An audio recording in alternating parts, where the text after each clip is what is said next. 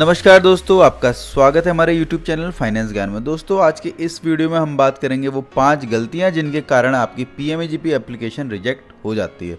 दोस्तों आपको इन बातों का ध्यान रखना है जिससे आपकी PMAGP लोन एप्लीकेशन सैंक्शन होने के चांसेस बढ़ जाएं और वो रिजेक्ट ना हो। दोस्तों ये जानने के लिए प्लीज़ वीडियो को पूरा एंड तक देखें और किसी भी पॉइंट को स्किप ना करें। और अगर आप हमारे चैनल पर पहली बार आए हैं तो प्लीज़ चैनल को सब्सक्राइब करना ना भूलें और बेल आइकन को ज़रूर हिट करें जिससे आपको आने वाली वीडियोस का नोटिफिकेशन सबसे पहले मिल सके। आइए दोस्तों, अब मैं आपको 1 बाय 1 दिखाऊंगा वो 5 मिस्टेक्स क्या हैं जिनके कारण आपकी PMAGP की एप्लीकेशन के रिजेक्शन के चांसेस ज़्यादा हो जाते हैं और दोस्तों वो सैंक्शन नहीं हो पाती। तो दोस्तों देखिए, सबसे पहले हम ऑनलाइन एप्लीकेशन फॉर्म में जाएंगे। इसके लिए आपको पता है कि आपने PMAGP की वेबसाइट को विजिट करना है और वहाँ से देखिए सबसे ऊपर दोस्तों हमारे सामने लिखा हुआ आ रहा है online application form for individual. इसको हम क्लिक करते हैं। देखिए मैंने इसको क्लिक किया, ये फॉर्म मेरे सामने ओपन हो गया है। तो मैं आपको कुछ डिटेल्स यहाँ भरता हूँ फास्ट क्विक। मैं उसके बाद आपको दिखाता हूँ कि इसमें क्या क्या मिस्टेक्स होती हैं, जहाँ आपको वो पॉइंट्स जो आपको ध्यान रखने हैं, बहुत ही ज़रूरी पॉइंट्स दोस्तों जिसमें आपने बिल्कुल भी गलती नहीं करनी है। देखिए दोस्तों, हमारे सामने PMAGP का online application form for individual applicant open हुआ है, खुला हुआ है। इसको हमने ध्यान रखना है दोस्तों, जब हम इसको फिल करते हैं तो हमने किन चीज़ों का ध्यान रखना है। सबसे पहली चीज़ आप ध्यान रखें दोस्तों, PMAGP फॉर्म अप्लाई करते वक्त आप कोशिश करें कि अपना फॉर्म आप खुद फिल करें।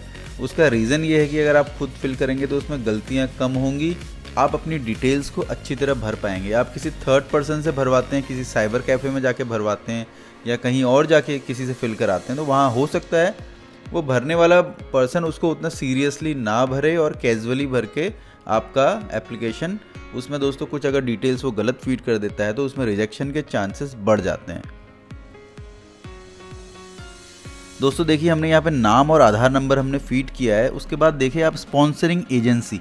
दोस्तों जब आप स्पॉन्सरिंग एजेंसी सेलेक्ट करते हैं तो वहाँ आपने ध्यान देना है। देखिए KVIC, KVIB और DIC और कॉयर बोर्ड, ये एजेंसीज़ हैं दोस्तों, आपने सेलेक्ट करना है बहुत ध्यान से। आप या तो KVIC या DIC, इन दो में से दोस्तों कोई एक एजेंसी सेलेक्ट करें। मोस्ट ऑफ द पर्सनस के लिए, ज़्यादातर लोगों के लिए यही एजेंसीज़ होती हैं जिनके थ्रू आपकी लोन की फ़ाइल दोस्तों बैंक तक आती है।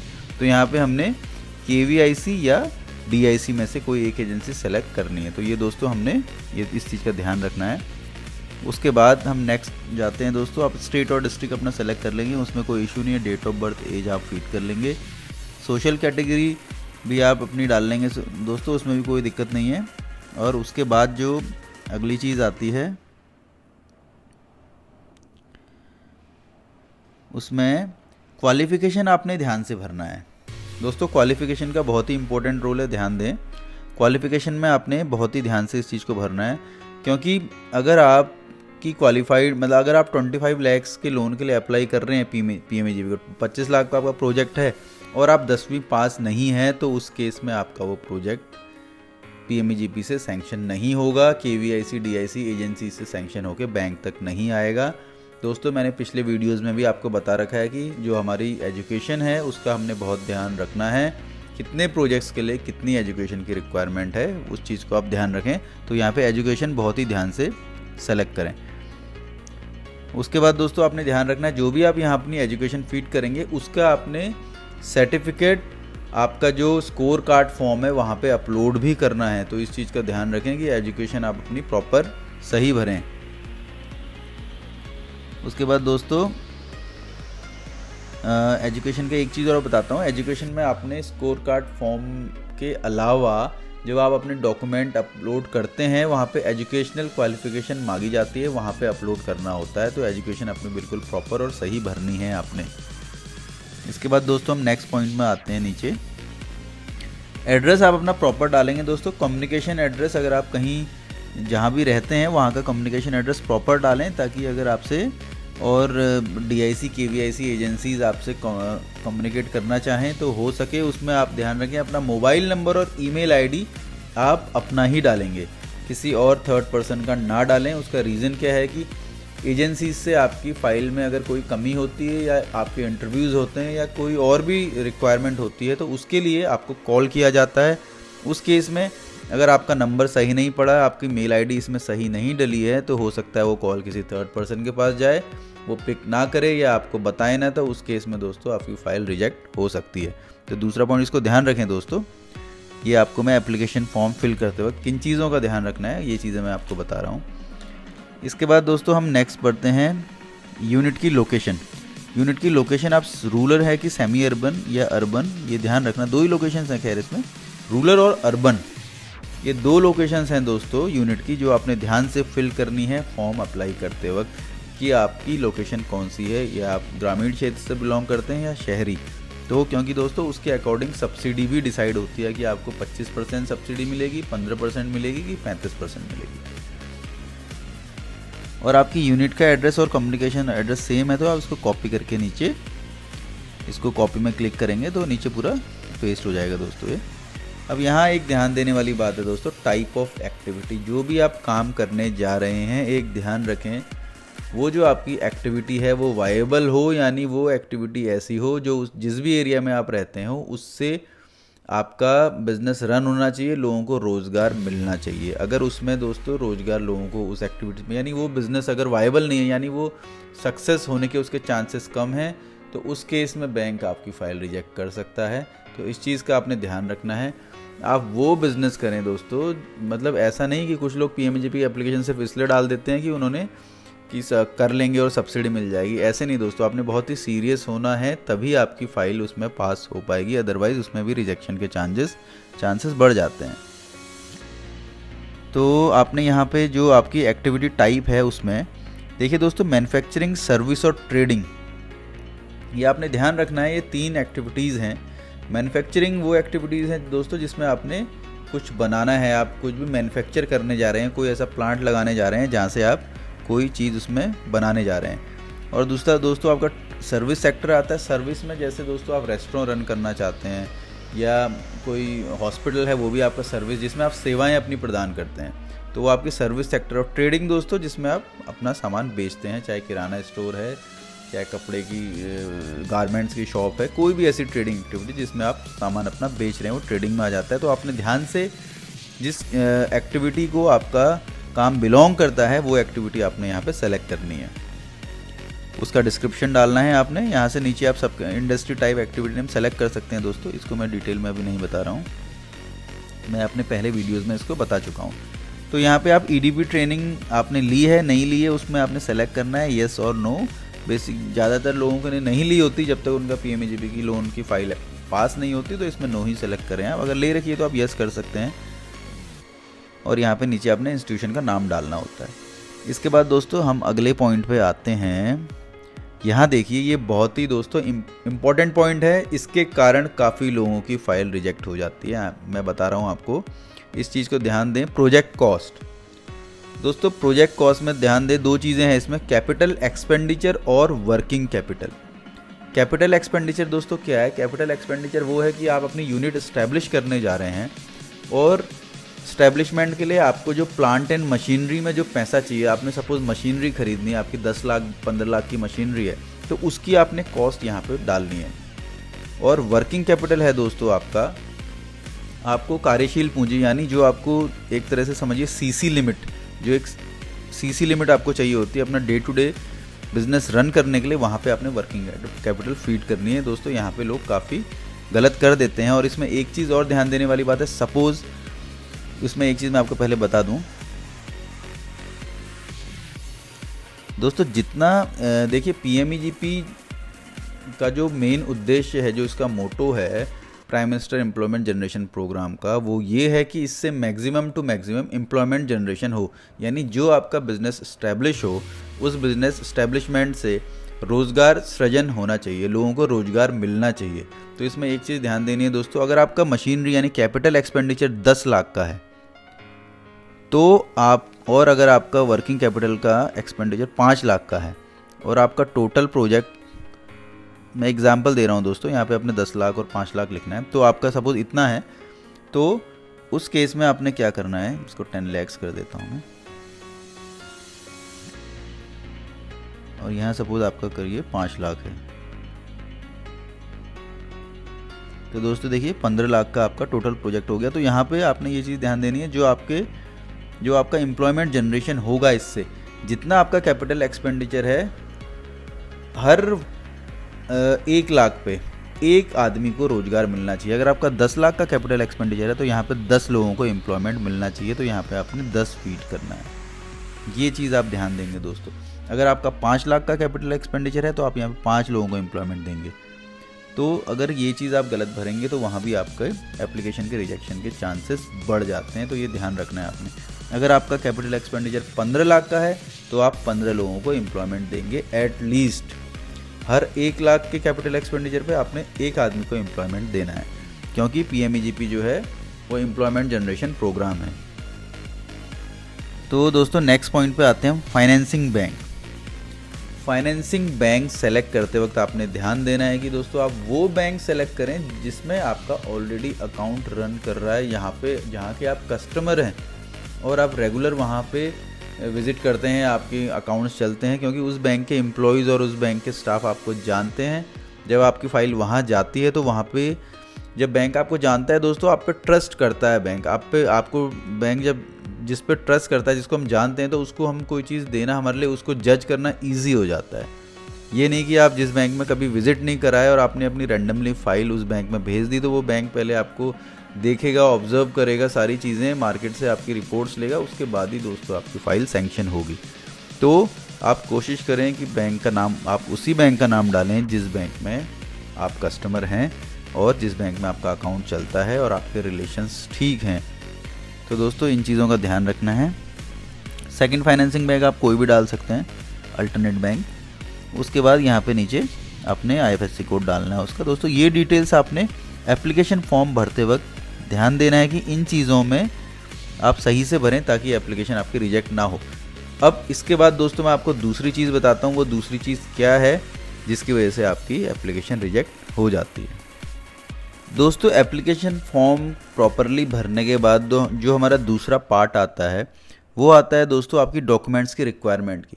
अगर आपके डॉक्यूमेंट की जो रिक्वायरमेंट है, अगर आप वो फुलफ़िल नहीं कर पा रहे दोस्तों, उस केस में भी आपका एप्लीकेशन फॉर्म रिजेक्ट हो सकता है। तो आपके लिए जानना बेहद ज़रूरी है कि आपको किन किन डॉक्यूमेंट्स की रिक्वायरमेंट है पीएमईजीपी लोन को अप्लाई करने के लिए। दोस्तों आइए अब हम इसको देखते हैं। सबसे पहले दोस्तों आपके पास आपका पासपोर्ट साइज़ फ़ोटोग्राफ स्कैंड होना चाहिए 1 MB से कम साइज़ में, यानी जो भी आपकी फ़ाइल यहाँ पे अपलोड होगी वो 1 MB से कम साइज़ की होगी। उसके बाद दूसरा है दोस्तों आपका प्रोजेक्ट फ़ाइल, तीसरा आधार कार्ड, चौथा पॉपुलेशन सर्टिफिकेट और पांचवा आपका हाईएस्ट एजुकेशनल या आपका टेक्निकल सर्टिफिकेट जो भी हो आपके पास दोस्तों, वो आपने यहाँ पे अपलोड करना है। दोस्तों सबसे हमारी जो गलती होती है दूसरे नंबर पे आपको बताता हूँ, जहाँ लोग गलती करते हैं वो करते हैं प्रोजेक्ट रिपोर्ट पे। उनको मालूम नहीं होता कि प्रोजेक्ट रिपोर्ट किस तरह से बनानी है या किस तरह से बनवानी है। लोग बहुत ही कैजुअली प्रोजेक्ट रिपोर्ट बना के अपलोड कर देते हैं, वो सीए से भी नहीं बनवाते उसको। दोस्तों अगर आपने ये ध्यान रखना है कि आपकी जो प्रोजेक्ट रिपोर्ट हो वो सीए द्वारा ही बनाई गई हो। मैं आपको दिखाता हूँ, देखिए दोस्तों हमारे सामने एक प्रोजेक्ट रिपोर्ट है, एक एग्जाम्पल है जिसको मैं आपको दिखाना चाहता हूँ। ये प्रोजेक्ट रिपोर्ट दोस्तों सीए द्वारा बनाई गई है। तो अब यहाँ देखेंगे आप, ये प्रॉपर डिटेल इसमें भरी गई है। इसमें एक चीज़ आपने जो ध्यान रखना है वो आपका जो नेचर ऑफ प्रोजेक्ट है वो आपने यहाँ प्रॉपरली भरना है। उसके बाद नंबर ऑफ़ एम्प्लॉयज़ आपके कितने होंगे, कितने लोगों को आपसे रोज़गार मिलेगा, उसको आपने यहाँ पे मेंशन करना है। देखिए यहाँ पे नंबर ऑफ़ एम्प्लॉयज़ लिखा है और उसके ठीक आगे 25 लिखा है, यानी अगर ये प्रोजेक्ट लगाते हैं तो इनके जो प्रोजेक्ट है उससे 25 लोगों को रोज़गार मिलेगा। अब यहाँ देखिए दोस्तों, यहाँ पे बाकी डिटेल्स इन्होंने प्रोजेक्ट की भरी हैं। ये सीए द्वारा बनाया गया प्रोजेक्ट रिपोर्ट है। तो दोस्तों आपने इसी तरह से सीए से डिटेल्स को बनवाना है। आप किसी आप कैजुअली उसको बना के ना अपलोड करें। उस केस में अगर प्रोजेक्ट रिपोर्ट आपकी वहाँ सही नहीं पाई गई तो आपकी फ़ाइल रिजेक्शन के चांसेस दोस्तों बढ़ जाते हैं। ये जो पॉइंट है लोग उसमें बहुत कैजुअली, मैंने देखा है दोस्तों, हाथ से भर के एक पेपर में बना के प्रोजेक्ट रिपोर्ट उसमें अपलोड कर देते हैं, जो पहले कभी सैंक्शन हो जाती होंगी, लेकिन आज के सिनेरियो में दोस्तों वहाँ पे रिजेक्शन हो जाता है, आपकी फ़ाइल रिजेक्ट हो जाती है। और प्रोजेक्ट रिपोर्ट में भी आपने दोस्तों एक बात का ध्यान देना है, जो आपकी प्रोजेक्ट रिपोर्ट बनी है उसमें डेब्ट सर्विस कवरेज रेशियो आपका सीए निकाले। जब सीए से आप बनवाते हैं तो पूरी वो डिटेल में आपकी प्रोजेक्ट रिपोर्ट बनाता है। देखिए दोस्तों, यहाँ एवरेज DSCR निकाला है 12.5। ये आपका आप जब स्कोर कार्ड भी फॉर्म भरेंगे उसमें PMAGP लोन एप्लीकेशन अप्लाई करते वक्त, तो वहाँ पे भी वो मांगता है कि डेब्ट सर्विस कवरेज रेशियो कितना है, उसकी फ़ोटो मांगता है। वहाँ पे आपने इसका ही आप स्क्रीनशॉट लेके उसको अपलोड कर सकते हैं। तो ये चीज़ आपने ध्यान देनी है दोस्तों, आपकी जो प्रोजेक्ट रिपोर्ट हो वो सीए द्वारा बनाई हो और प्रॉपरली बनी हो। उसमें देखिए नाम लिखा हो, उसके बाद पैन नंबर लिखा है, शॉप का एड्रेस लिखा है, एरिया लिखा है, कैसी लोकेशन है, अर्बन या रूरल है। उसके बाद नेचर ऑफ द प्रोजेक्ट लिखा है कि क्या काम उसमें होगा, मैन्युफैक्चरिंग प्रोजेक्ट है, उसके साथ में ट्रेडिंग भी करेंगे और ज्वेलरी और ऑर्नामेंट का काम है। उसके बाद नंबर ऑफ़ एम्प्लॉयज़ कितने होंगे वो बहुत ही ज़रूरी है दोस्तों, आपके प्रोजेक्ट रिपोर्ट के फर्स्ट पेज पे ही होना चाहिए कि आप कितने ऑफ नंबर ऑफ़ एम्प्लॉयज़ को आपके उससे एम्प्लॉयमेंट जनरेट होगा। तो इस चीज़ का आपने ध्यान देना है दोस्तों। जो तीसरी मिस्टेक हम करते हैं दोस्तों, वो करते हैं पॉपुलेशन सर्टिफिकेट में। काफ़ी लोगों को ये मालूम ही नहीं होता पॉपुलेशन सर्टिफिकेट बनना कैसे है। लोग इसको सोचते हैं कि बड़ा टिपिकल है इसको बनाना, तो इस चक्कर में भी दोस्तों गलती हो जाती है। मैं आपको एग्जांपल बताता हूँ पॉपुलेशन सर्टिफिकेट कैसे बनता है दोस्तों। बहुत ही सिंपल है। अगर आप किसी रूरल प्लेस में रहते हैं, ग्रामीण क्षेत्र में रहते हैं, तो वहाँ आप अपने एरिया के ग्राम प्रधान के लेटर हेड पे लिखवा सकते हैं दोस्तों, प्रमाणित करवा सकते हैं कि जिस क्षेत्र में आप रहते हैं उस क्षेत्र में आबादी इतनी है। जो भी वहाँ की आबादी हो दोस्तों, 2000, 2500, 5000, वो आबादी आप लिखवा सकते हैं। ऐसे ही अगर आप रहते हैं अर्बन एरिया में, यानी आपका क्षेत्र जो है वो शहरी है, तो उस केस में आपकी नगर पालिका क्षेत्र में जो भी आपका पार्षद है आपका या वार्ड मेंबर है दोस्तों, वार्ड मेंबर के लेटर हेड पर आप लिखवा सकते हैं कि प्रमाणित किया जाता है ये व्यक्ति इस एरिया में रहते हैं और वहाँ की जो आबादी है या पॉपुलेशन है वो इतनी है। दोस्तों सिंपल सी आपने ये 4 लाइनें लिखवानी होती हैं पॉपुलेशन सर्टिफिकेट में, और आपके ग्राम प्रधान या वार्ड मेंबर की मोहर लगती है और वो आपने स्कैन करके इसमें फीड करनी होती है। दोस्तों इसमें बिल्कुल कंफ्यूज होने वाली कोई बात नहीं है, आपने इस चीज़ का ध्यान रखना है। पॉपुलेशन सर्टिफिकेट इसलिए मांगा जाता है PMAGP लोन एप्लीकेशन में ताकि उस बेसिस पे आपकी सब्सिडी डिसाइड हो पाए कि आपको कितनी सब्सिडी मिलनी है, क्योंकि पॉपुलेशन कैटेगरी से डिसाइड करना होता है दोस्तों KVIC को कि आप किस उसमें आते हैं, किस ब्रैकेट में आते हैं, आपका एरिया जो है किस लोकेशन में आता है। क्योंकि ग्रामीण और पर्वतीय क्षेत्रों में या आपके बॉर्डर के एरियाज़ में वहाँ पे सब्सिडी थोड़ी ज़्यादा है, और शहरी एरियाज़ में दोस्तों, शहरी क्षेत्रों में, अर्बन एरियाज़ में वहाँ पे सब्सिडी थोड़ी कम है। तो दोस्तों आपने इस चीज़ का ध्यान देना है। तो इसके बाद जो चौथा पॉइंट आता है जहाँ पे लोग सबसे ज़्यादा गलती करते हैं वो आता है स्कोर कार्ड। दोस्तों स्कोर कार्ड बिल्कुल कैजुअली ना लें। अगर आपकी फ़ाइल 10 लाख से नीचे की है और आपके 50 से कम नंबर आते हैं तो आपकी फ़ाइल रिजेक्ट हो जाएगी, और अगर आपकी फ़ाइल 10 लाख से ऊपर की है और उसमें 60 से कम मार्क्स आपके आते हैं तो दोस्तों उस केस में भी आपकी फ़ाइल रिजेक्ट हो जाएगी। तो आपने ध्यान देना है कि आप स्कोर कार्ड प्रॉपरली भरें ताकि आपके अच्छे मार्क्स इसमें सिक्योर हों और आपकी फ़ाइल के सिलेक्शन के चांसेस या बैंक तक पहुंचने के चांसेस बढ़ जाएं। तो दोस्तों यहाँ देखिए ये जो चीज़ें हैं दोस्तों स्कोर कार्ड में, जो मैंने आपको डिटेल में एक वीडियो बना रखा है, आपने उसको मैंने डिस्क्रिप्शन पे इस वीडियो के उसका लिंक दे रखा है, वहाँ से आप देख सकते हैं कैसे आपने स्कोर कार्ड भरना है। तो लेकिन आप ये ध्यान रखें दोस्तों स्कोर कार्ड में गलती ना करें। आप गलती करेंगे तो आपकी फ़ाइल के रिजेक्शन के चांसेस बढ़ जाएंगे, इसको आपने ध्यान से भरना है। स्कोर कार्ड के बाद हम बात करते हैं दोस्तों जो आपका 5वें नंबर का पॉइंट है वो आपका बैंक का सिलेक्शन। दोस्तों जो आपका बैंक का सिलेक्शन है वो बहुत प्रॉपर होना चाहिए। आपका जो बैंक है आप उसको उस बैंक को सेलेक्ट करें जिसमें आप अपना अकाउंट ऑलरेडी रन कर रहे हो। आप अपना करंट अकाउंट या सेविंग अकाउंट या किसी भी प्रकार का कोई भी खाता जिस बैंक में चला रहे हो या जहाँ पे आप रेगुलर विजिट करते हो, वहाँ के स्टाफ को जानते हो, आपसे परिचित हो, तो उस केस में दोस्तों बैंक का आप पे ट्रस्ट होता है और आपकी फ़ाइल के सैंक्शन होने के चांसेस बढ़ जाते हैं। ना कि आप वहाँ भेजें जहाँ पे आप बिल्कुल अनजान हो और बैंक आपको जानता नहीं। उस केस में बैंक आपकी पहले इंक्वायरी करता है, आपके सही पाए जाने पर ही आपकी फ़ाइल सैंक्शन होती है। तो आपने इस चीज़ का ध्यान रखना है, बैंक चूज़ वो करें जहाँ पे आपका अकाउंट ऑलरेडी रन हो रहा हो। तो दोस्तों आपने इन 5 चीज़ों का ध्यान रखना है अपनी PMAGP फ़ाइल को सैंक्शन करवाने के लिए। अगर ये 5 चीज़ों का ध्यान रखेंगे, आप 5 ये गलतियाँ नहीं करेंगे दोस्तों, तो आपकी फ़ाइल के सैंक्शनिंग के चांसेस काफ़ी ज़्यादा बढ़ जाते हैं और वो ऑलमोस्ट आप उसको मानिए कि सैंक्शन आपकी फ़ाइल हो सकती है।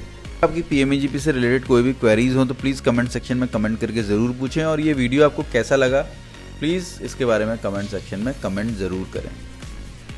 Thank you for watching the video. अगर आपको वीडियो पसंद आया तो प्लीज़ चैनल को लाइक और सब्सक्राइब करना ना भूलें।